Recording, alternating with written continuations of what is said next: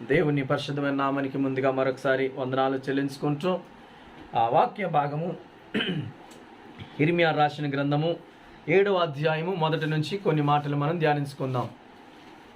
చదువుకుందామండి. యెహోవా వద్ద నుండి ఇర్మియాకు ప్రత్యక్షమైన వాక్కు, నీవు యెహోవా మందిర ద్వారమున నిలవబడి ఈ మాట అచ్చటనే ప్రకటింపుము. యెహోవాకు నమస్కారము చేయుటకై ఈ ద్వారములోబడి ప్రవేశించు యూదా వారులారా, యెహోవా మాట వినుడి. దేవునికి మహిమ కలుగునుగాక.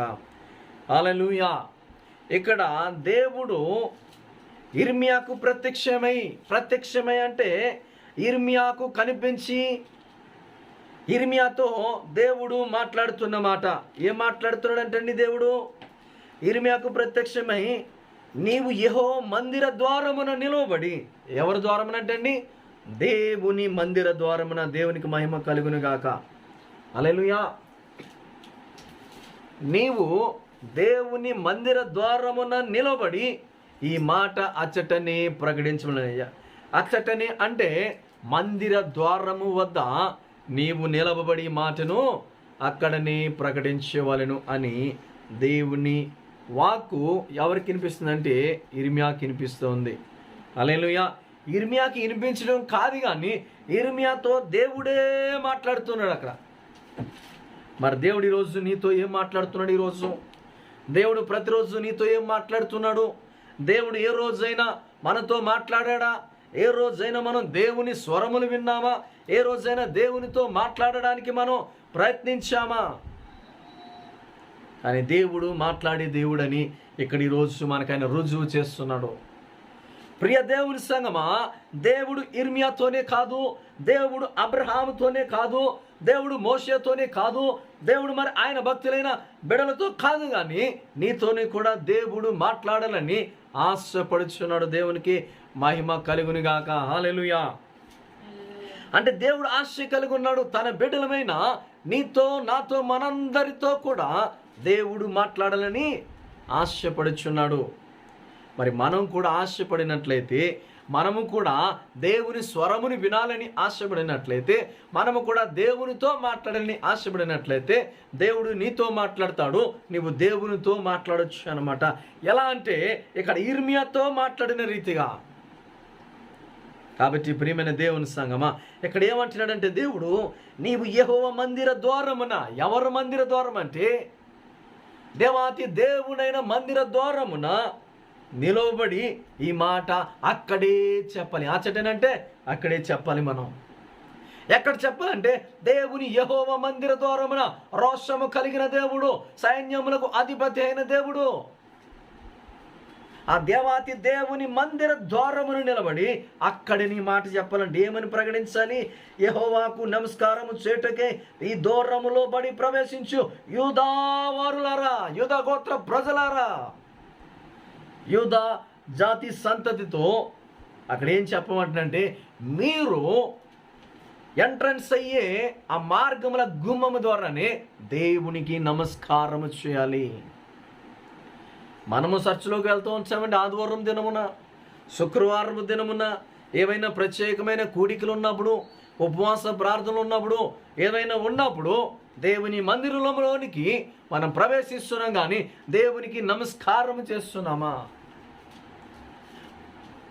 ఎవరూ చేయం కదా, కానీ చేయాలని దేవుడు ఈరోజు మాట్లాడుతున్నాడు మనతో. ప్రభువా, ఇదిగో ఈరోజు ఈ మందిర ఆవరణంలోనికి అడుగు పెట్టడానికి నువ్వు నన్ను సజీవంగా నిలబెట్టినందుకు దేవానికి స్తోత్రం అని ఒక మాట మనం మాట్లాడి అడుగు పెట్టినట్లయితే దేవుడు ఎంతో సంతోషిస్తాడని. కానీ మనం అలా చేయం. మనం ఏం చూస్తాం? మనకి కనిపించే పాస్టర్ గారికి అయ్యా వందనాలు అంటాం మొదటగా. తర్వాత మనం కుర్చీలు ఎదుక్కుంటాం. ఏ కుర్చీ ఖాళీగా ఉంది, ఎవరి పక్కన కూర్చుంటే మనకు కంఫర్టబుల్గా ఉంటుంది, ఎవరి పక్కన కూర్చుంటే మనకి నిన్న జరిగిన విషయాలు, ఊర్లో విషయాలు, ఇంట్లో విషయాలు, పక్కింటి విషయాలు అన్నీ కూడా ఎవరు మనకి పంచుకుంటారని చూసి వాళ్ళతో మనం సీటు పంచుకుంటాం కానీ దేవుని పంచుకోం. ఇలానే ఉన్నాయి ఈరోజు పరిస్థితులు. ఏ మందిరాల్లో చూసినా ఎక్కడికి వెళ్ళినా కానీ ఏవే పరిస్థితులు మనం చూస్తున్నాం. కానీ దేవుడు మందిరంలోనికి ప్రవేశించినప్పుడు నువ్వు ఏ నమస్కారం చేయాలంటే కృతజ్ఞతా నమస్కారం చేయాలి. తండ్రి, ఇదిగో తండ్రి, మందిరంలో అడిగెట్టడానికి ఈరోజు ఎంతోమందికి భాగ్యము లేదు నాయన, ఎంతోమందికి సమయము లేదు నాయన, ఎంతోమందికి ఆరోగ్యము లేదు, ఎంతోమందికి యోగ్యత లేదు, ఎంతోమందికి అదృష్టం లేదు. కానీ నీవు నాకు ఇచ్చావు నాయన. ఏ రోజైనా మనం అట్టి రీతిలో మనం మందిరపు ఆవరణములు అడుగు పెట్టుచున్నప్పుడు దేవునితో, పరిశుద్ధాత్మ దేవునితో, రోషము గల యెహోవా తండ్రితో మనం పంచుకున్నామా? మన కొరకు రక్తాన్ని కార్చి సిలువలో నీ కొరకు నా కొరకు ప్రాణం పెట్టిన యేసయ్య మాటను పంచుకున్నామా? థ్యాంక్ యూ యేసయ్య, నా కొరకే, నాకు ఈ రోజు నిమిత్తము కొరకు, నన్ను ఈ విధంగా దీవించటము కొరకు, నన్ను ఈ విధంగా ఆశీర్వదించటము కొరకు, నీవు నా కొరకు నా పాపాల నిమిత్తమే నేను అనుభవించవలసిన ఆ శిలువ శిక్షను నీవు అనుభవించావు తండ్రి అని ఏ రోజైనా జ్ఞాపకం చేసుకున్నామా? కానీ దేవుడి రోజు మనకి ఆ యొక్క భక్తుని ద్వారా జ్ఞాపకం చేస్తున్న మాట ఇర్మియా ద్వారా. చూద్దామని ఇంకా చదువుకుందాం. యెహోవా మాట వినుడి. వినాలంటే ఎవరి మాట వినాలి?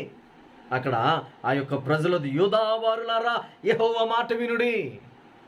ఈరోజు మన ఈ మాటని సజీవంగా ఉండి దేవుని మందిరంలో ప్రవేశిస్తున్న దేవుని పిల్లలారా, నీ కొరకు నా కొరకు రక్తం చిందించిన యేసయ్య మాట వినుడి అని మనం చదువుకుంటే ఎంత చక్కగా ఉందండి.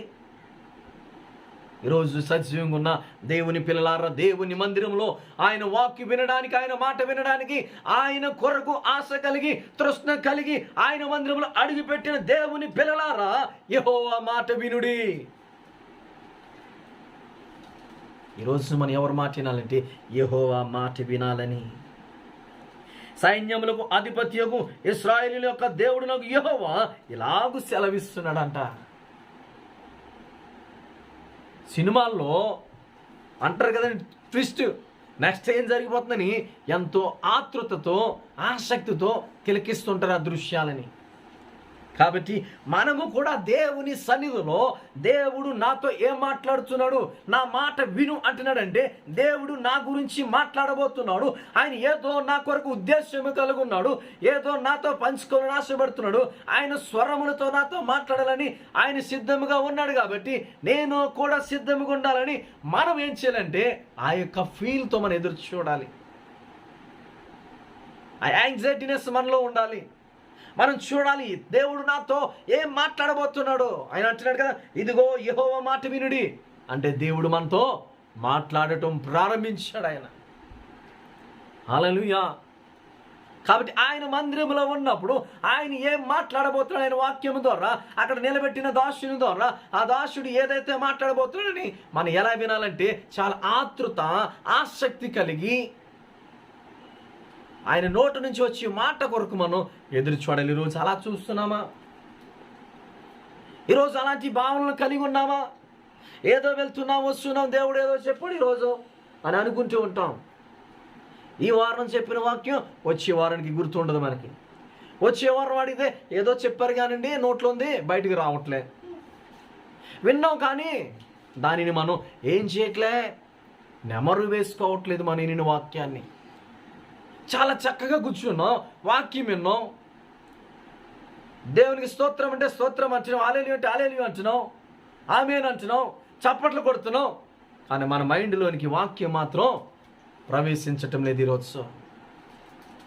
ఈరోజు దేవుని మాటను శ్రద్ధగా వినాలని దేవుడు మాట్లాడుతున్న మాట ఈరోజు.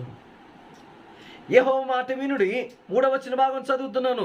సైన్యములకు అధిపతియు ఇశ్రాయేలు యొక్క దేవుడునకు యెహోవా ఇలాగూ సెలవిచ్చును, నేను నీ స్థలమును మిమ్మును నివసింపచేసినట్లు మీ మార్గములను, మీ క్రియలను దిద్దుకొనుడి.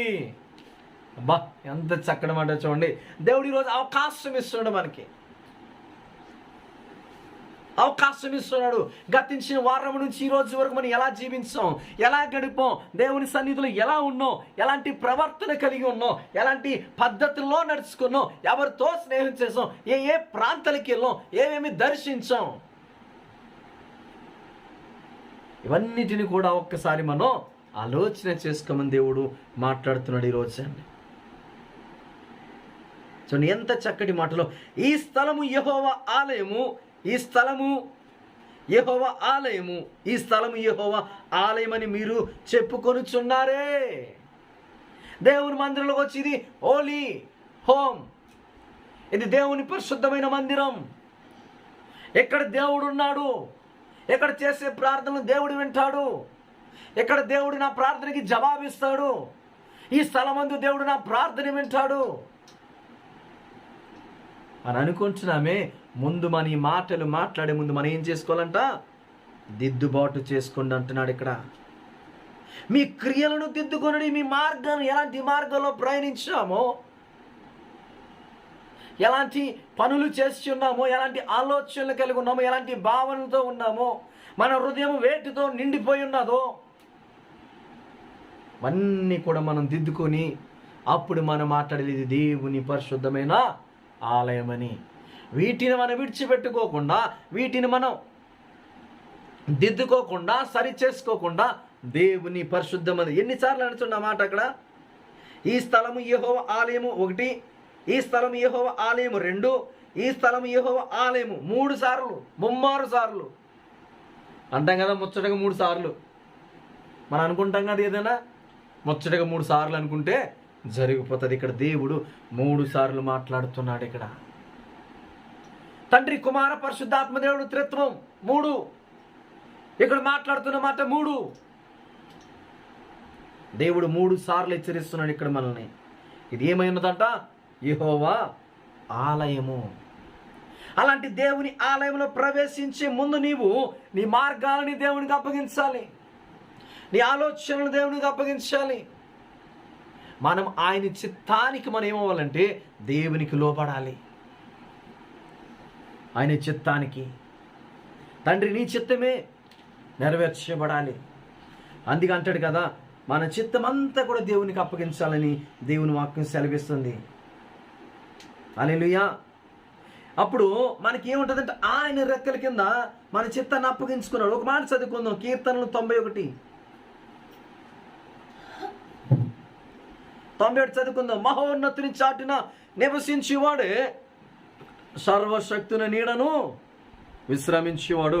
ఆయనే నాకు ఆశ్రయము, నా కోట, నేను నమ్ముకును నా దేవుడు.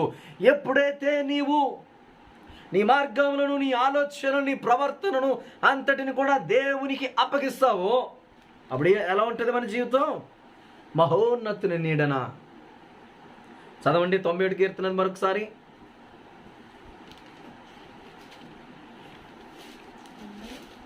కీర్తన 1వ వచనం.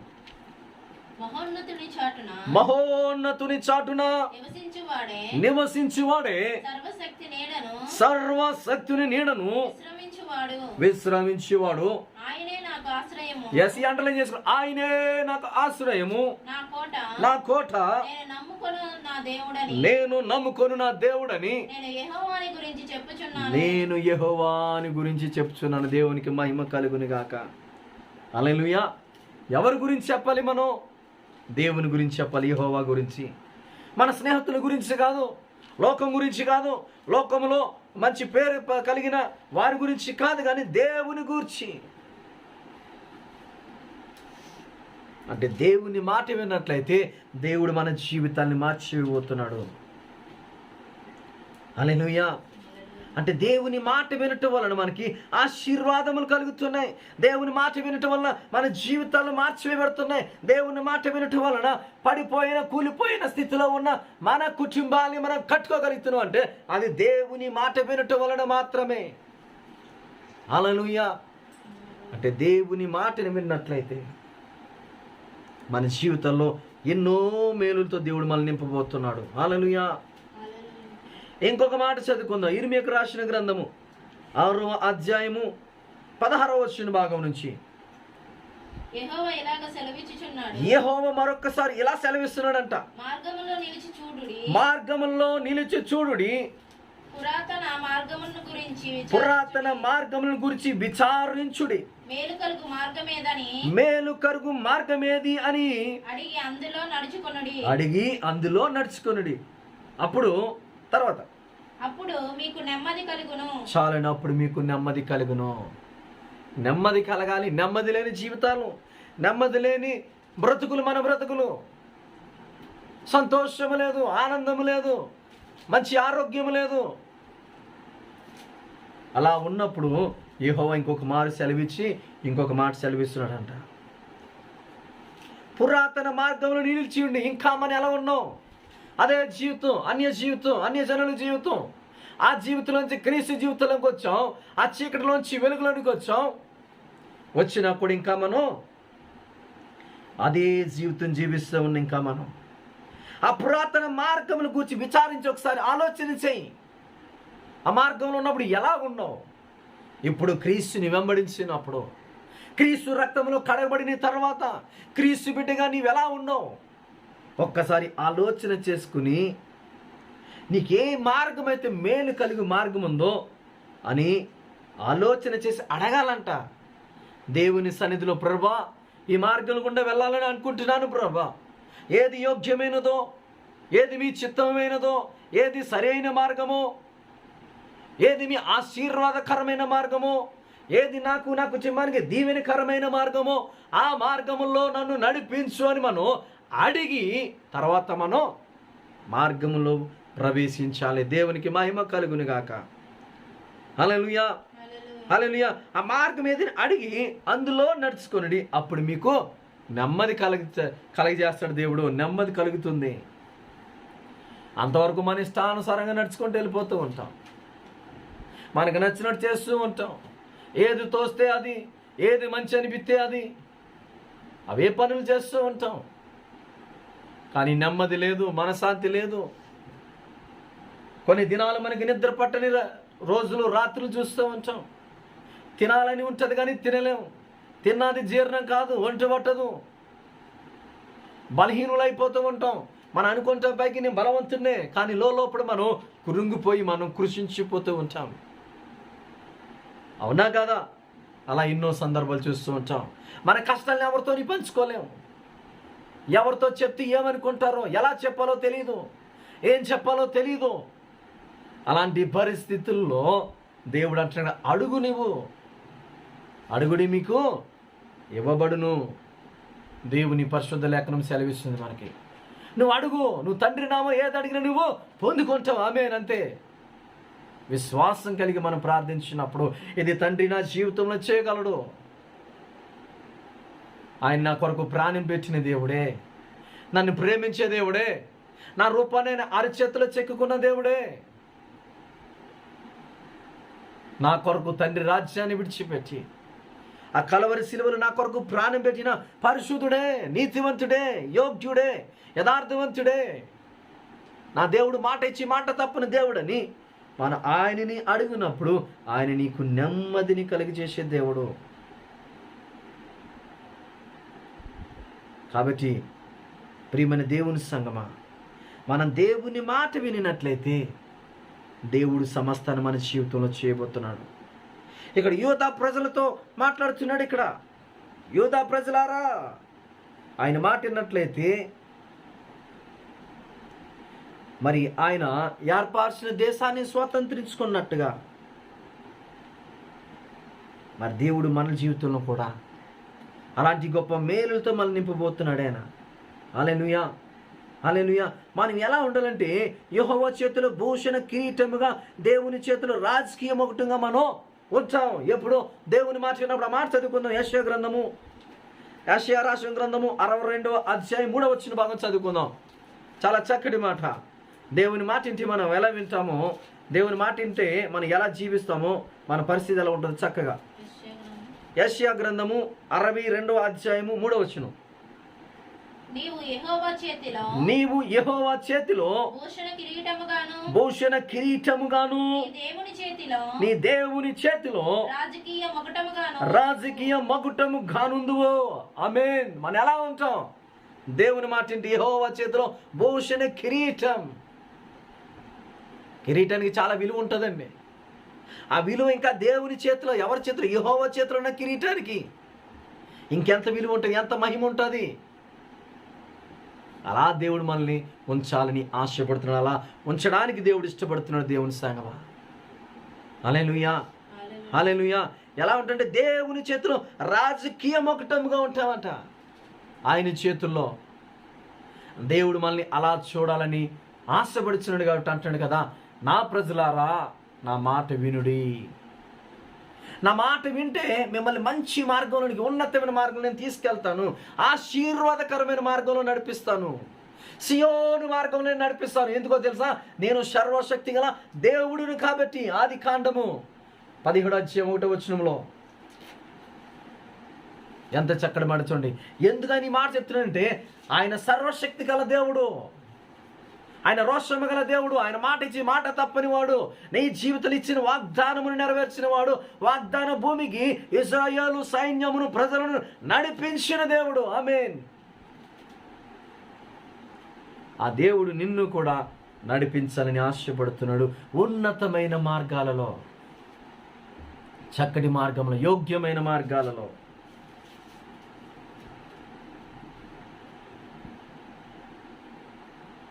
చూద్దాండి, 4వ వచనం కూడా చదువుకుందాం. యెషయా గ్రంథము 62:4 విడువబడి దానివన్నీ ఇక మీదట వినబడవు, పాడైనది ఇకను నీ దేశను గూర్చి చెప్పబడదు. అయిపోయినాయి మన జీవితంలో, ఇంకా జరిగిపోయినట్టు ఇంకా దాని గురించి మనం చర్చించుకోవాల్సి లేదు. ఇంకా ఎందుకో తెలుసా, దేవుడు నిన్ను ఎలా చేశాడు? ఆయన భూషణ కిరీటంగా చేస్తున్నాడు కాబట్టి. హల్లెలూయా, హల్లెలూయా. అందుకే అంటాడు కదా, ఆలకించుడి భూ దిగంతముల వరకు యెహోవా సమాచారము ప్రకటింప చేయుచున్నాడు. ఇదిగో రక్షణ నీ వద్దకు వచ్చున్నది, ఇదిగో ఆయన ఇచ్చు బహుమానము ఆయన వద్దనే ఉన్నది. మనం పుట్టక ముందు నుంచి ప్రకటించబడుతుంది ఆయన వాక్యం. ఆలకించుడి, దేవుని మాట వినుడి. నువ్వు ప్రభు మాట వినట్లయితే నీకు రక్షణ కలిగిద్దని. కాబట్టి ప్రియమైన దేవుని సంగ, దేవుని మాట వింటే ఇంకొక మాట చూద్దాం, ఇంకొక పాయింట్ చూపిస్తా. యెషయా గ్రంథము 60:1 నీకు వెలుగు వచ్చి ఉన్నది, నీకు వెలుగు వచ్చి ఉన్నది, లెమ్ము తేజరిల్లుము, యెహోవా మహిమ నీ మీద ఉదయించెను. ఆమేన్. యెహోవా మహిమ నీ మీద ఉదయించెను. ఎప్పుడు? దేవుని మాట విన్నప్పుడు, ఎప్పుడో దేవునికి లోబడినప్పుడు, ఎప్పుడో దేవుని చిత్తానుసారమైన జీవితం జీవిస్తున్నప్పుడు, నీ జీవితాన్ని ఆయనకి